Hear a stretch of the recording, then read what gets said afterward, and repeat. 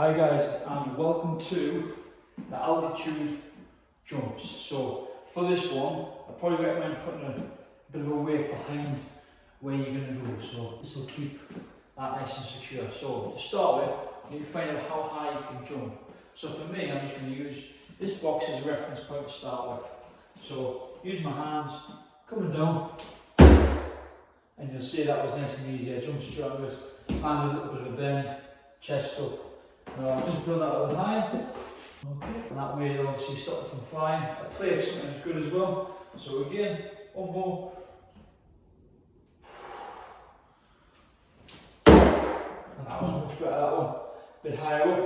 I probably think I maybe one more plate or two more plates higher, and that would be my max. And then from there, because we're going to do a lot of landing, we want to try and emulate the force that we're creating with gravity. So for example, if you were jumping up, there's not much going on in terms of force and gravity.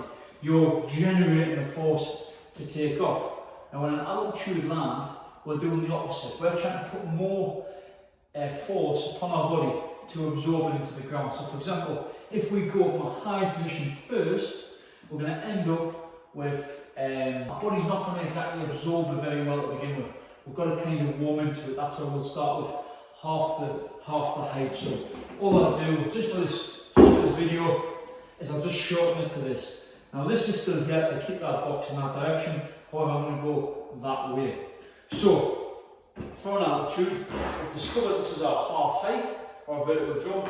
All we're going to do is we're going to just take our hands nice and high, and we're going to try and drop off and catch with 2 feet at the bottom. So hands are free.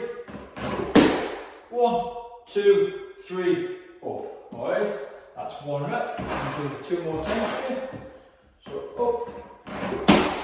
1, 2, 3, up. Now you'll notice that noise that's creating some kinetic energy. So what I want to do now is I want to try and be quite quiet when I'm landing.